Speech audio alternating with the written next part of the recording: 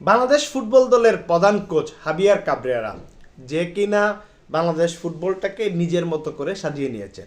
নিজের মতো করে স্কোয়াড দেন, নিজের মতো করে কিন্তু ফুটবল দলটা গোছান। যতই ফুটবলের উন্নতি হোক, যতই বড় বড় প্লেয়াররা আসুক না কেন, হাবিয়ার কাবরেরা যা বলবে দিন শেষে কিন্তু সেটাই গ্রাহ্য হবে। হ্যাঁ, বড় বড় ফুটবল ক্লাবে বা বড় বড় ফুটবলের যে দেশে যখন খেলা হয়, কোচের কথাই শেষ কথা হয়, কোচের টিম সিলেকশনই শেষ সিলেকশন হয়। কিন্তু হাবিয়ার কাবরেরার যে সিলেকশন, সেটা নিয়ে কিন্তু সব সময় কিন্তু প্রশ্ন সবার মনে থাকবে, এবং তার দলের মধ্যে নির্দিষ্ট কিছু প্লেয়ার সব সময় থাকবে। ৭১ টিভির একটা সাক্ষাৎকারে দেখলাম, সে কিন্তু সুয়েল রানা বলেন, তপু বর্মন বলেন, তাদেরকে নিয়ে অনেক প্রশংসা করলেন।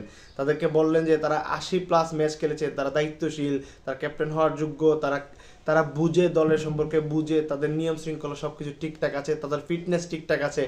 কিন্তু আমরা যারা দর্শক হিসাবে, সাধারণ দর্শক হিসাবে খেলা দেখি, আমাদের কাছে কিন্তু সেটা মনে হয় না। আমাদের কাছে মনে হয় না যে সোহেল রানার ফিটনেস ঠিক আছে বা তপু বর্মনের তার ফিটনেস ঠিক আছে।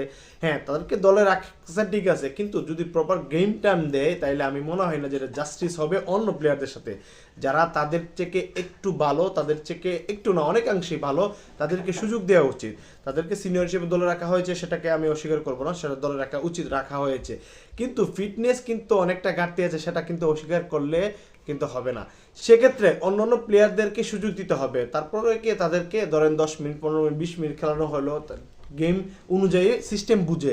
কিন্তু তাদেরকে যদি প্রপার একদম প্রথম থেকে খেলায়, তাহলে আমার মনে হয় না সেটা সেটা সঠিক ডিসিশন হবে।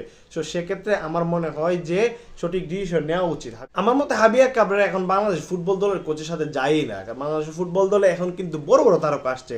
হামজা চৌধুরী, সমিত সোম, কিবামি চলে আসবে, ফাহমিদুল ইসলাম চলে আসছে। তো সব কিছু মিলিয়ে তাকে আমার মনে হয় না এখন বাংলাদেশ টিমের সাথে সংযুক্ত। আসলে বাফুফে হয়তো আমাদের মনের কথা বুঝে না।